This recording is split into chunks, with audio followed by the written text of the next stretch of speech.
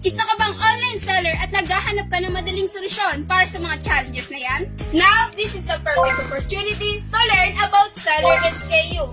Watch this video until the end at sigurado akong magkakaroon ka ng solid foundation for strategic planning. Pero bakit nga ba ito mahalaga para sa mabilisang operasyon?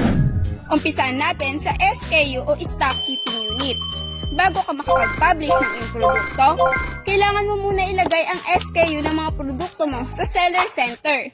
To make easy understand, ito ang magsisilbing identifier ng mga items nyo. At kung may mga variation naman ang items nyo, kailangan nila magkaroon ng unique SKU.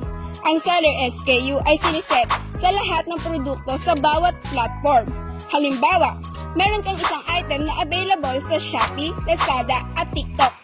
At ang SKU nito ay 1, 2, 3, 4. Now, when you are in the Pericon PH system, gagawa tayo ng master code na magbe-base sa inyong seller SKU para magko-connect sila into one inventory. At nire-recommend namin na magkaroon kayo ng uniform o standard seller SKU para sa mas mabilis na pag-set up. Kaya napaka-importante na mayroong SKU ang mga item dahil bukod sa inventory, makakatulong din ito sa pag-aayos ng data mo. O diba, ganun lang kadali maintindihan ang seller SKU.